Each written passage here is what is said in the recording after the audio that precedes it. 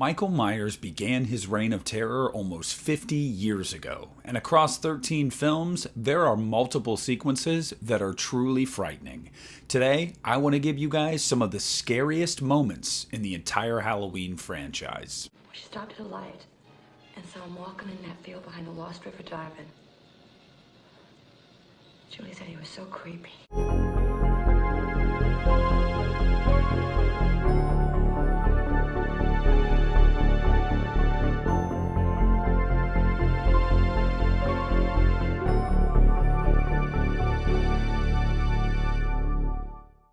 Hey, what's up everybody? Nick here, and today I want to talk to you guys about some of the scariest scenes in Halloween across all 13 movies.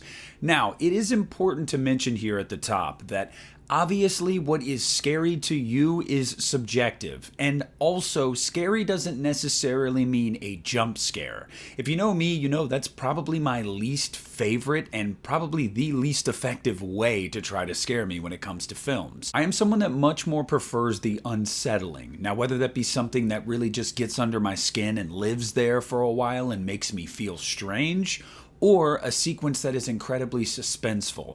That's what I find frightening.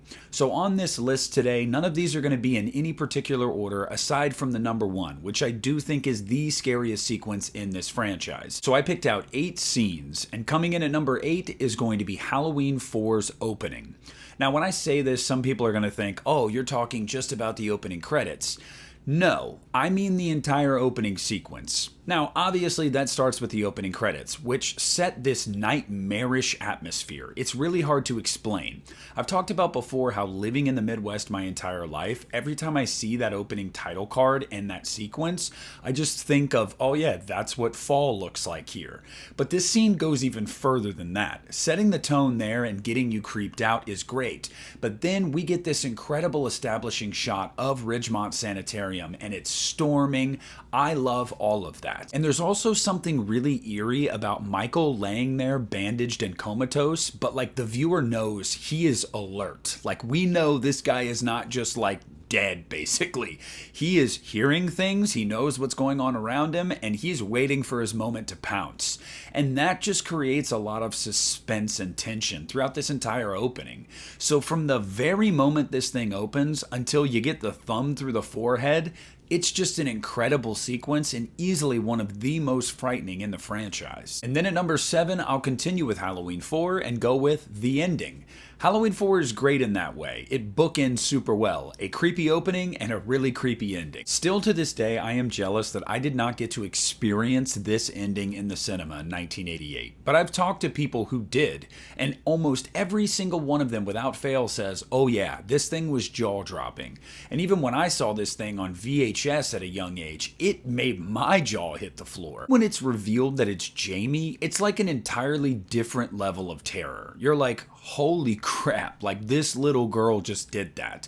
And your mind starts going to places like, is the evil infectious?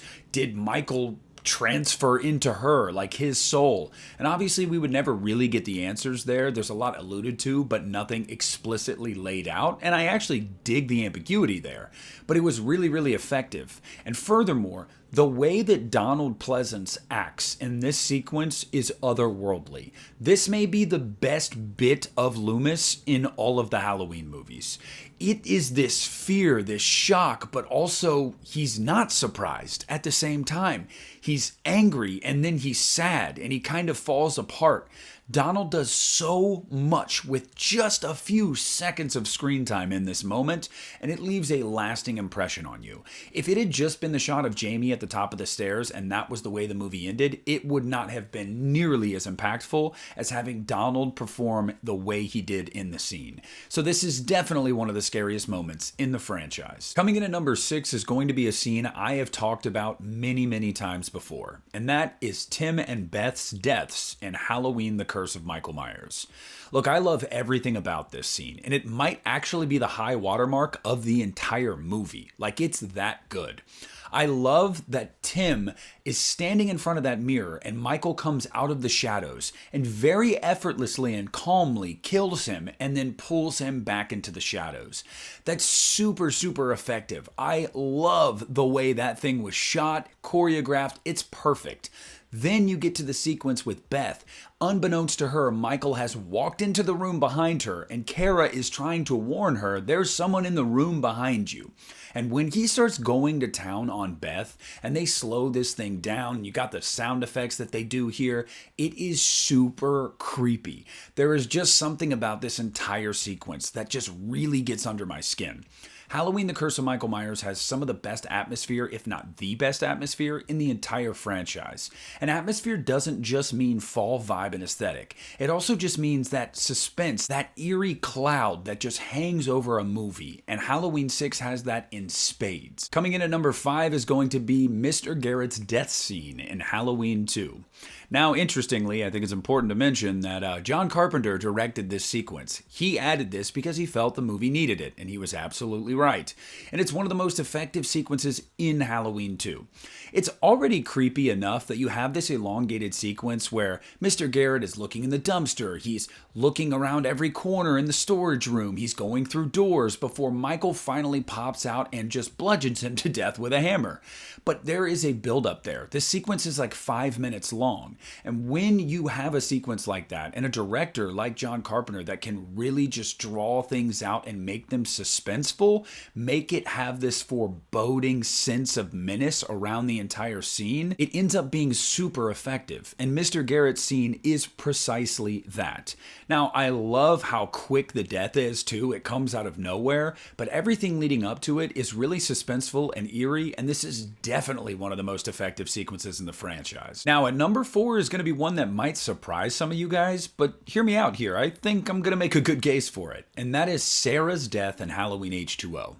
Look, I have mentioned many times before, Halloween H2O does a lot of things poorly. But one thing it doesn't do poorly is having one of the most suspenseful sequences in the entire franchise. I love everything about this sequence, genuinely everything. And it starts first and foremost with Michael slowly coming after her while she's trying to get into the dumbwaiter. And he gets her on the leg, but then she gets up and you're like, all right, awesome, she's gonna make it. And Michael, being as smart as he is, cutting that rope and having it come down on her leg, it is wince-inducing every single time. And every single time I watch this scene and she pulls her foot out from there, I'm always like, how did she not rip her lower leg off? Like, how did she get that thing out? And then the cherry on top is as she's crawling away, Michael appears gorgeously from the shadows and slowly comes around and just puts the finishing touches on her. This sequence is super effective, and Steve Miner directed his ass off here.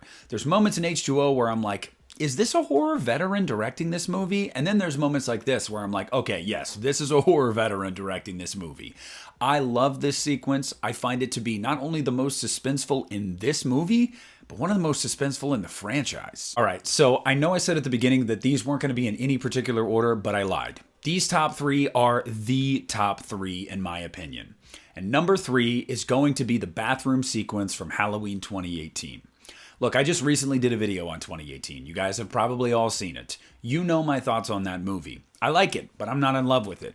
However, even from the first time watching this movie, this sequence stuck with me for a long time. There is something about the brutality in this sequence. It just feels so real, and it's really uncomfortable to watch. And it's even worse that you see Aaron bleeding out and helpless while Michael closes in on and eventually finishes off Dana. There's nothing he can do about it. And the camera keeps cutting to him as he is laying there lifeless, bleeding. You can tell he's still alive, but he's just immobile. He can't do anything about it. That helplessness, that brutality, there's just something about that entire sequence that is just really unnerving to me. There's a lot that they got wrong in this trilogy, but this sequence, they got so right, it's uncomfortable for me to watch. So kudos to them, it's easily one of the scariest in the franchise. Now my heart tells me this should go at number 1, but my head tells me this is number 2. So at number 2 is the laundry chute sequence from Halloween 5. And one of the things I think that brings us all together and is really nice to see year after year is that we can all agree, whether we like or hate Halloween 5, this is a great sequence, and it just is. There's something about a little girl being in this confined space with nowhere to escape, basically, and just being under the knife, literally, under attack from her uncle that is truly just terrifying. This sequence is so claustrophobic, and it is genuinely horrifying to put yourself in the position of that little girl. I remember the first time I saw this movie, like even as a kid, I was like, oh no, dude, I'm not comfortable with this. This makes me feel some type of way. Because at that time, we had a laundry chute like that in our house. And I always thought about like going down it, like, oh, I'm going to go down the laundry chute. After I saw Halloween 5, I was like, yeah, no thanks. I'm never doing that. It is a great sequence. It's shot super well, and Danielle Harris acts her ass off in this scene. She sells the terror, she sells the fear, she sells the fact that she feels like she is about to die. And that is the most effective part about this sequence, and it easily makes it on this list. And like I said, I almost put it at number 1, but I can't. Coming in at number 1, not just because it's the original Halloween, but because it is probably my favorite sequence in cinema history, is the chase scene in the final act of Halloween. Now, I'm specifically thinking about the point beginning where Michael comes out of the shadows and stabs Laurie. She falls down the steps, and we get the chase that ensues. Every year when I watch this movie on Halloween night, I still feel some type of way while I'm watching this. I'm still a little on edge. I know how it's going to end. I've seen it hundreds of times, but it's still effective. It's shot super well. It's acted super well. On a technical level, this thing is just aces, but also the fact that she is banging on this door and the camera keeps cutting to Michael getting closer and closer. A genius decision by Carpenter and Dean Cundey. Absolutely genius. He's like a shark. She's trying to get out of the water, and the shark's getting closer and closer and closer, and you're like, oh my God, is she going to get in the door in time? It is a super effective sequence. And honestly, the last 15 minutes of Halloween 1978, I wouldn't change a single thing about it. This sequence, in my opinion, is the most suspenseful, the scariest, the most effective, and the best sequence in the Halloween franchise. So there it is, my list of the scariest scenes in the Halloween franchise. Now, I'm sure there are a few that I didn't mention that you might be like, oh man, this really scared me as a kid, or this still scares me today. Whatever those are, I want to know down below in the comments section. Tell me about some of the scenes that I might have omitted. I want to know. Honestly, you might spark my memory and go, wow, how could I have forgotten that scene? But whatever it is, please join me down below. I want to thank you guys so much for watching this video. Make sure to leave a like on it. Subscribe to the channel right there if you haven't already. This is Nick at the Lost River Drive-In, and I'm pulling out.